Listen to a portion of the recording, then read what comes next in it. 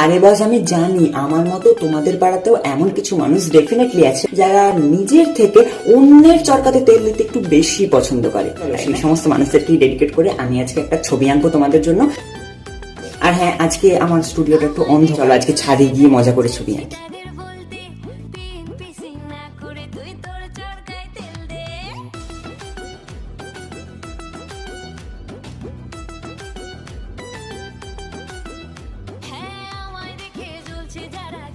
তাদের বলতে বিএনপি সিং না করে তুই তোর চরকায় তেল দে।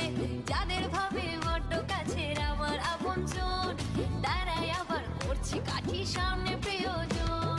যতই করিস হিংসা তোরা, আমি বড়ই বেপরোয়া। ভয় ডর নেই, যে যা বলুক বলবে, তোদের জ্বলবে।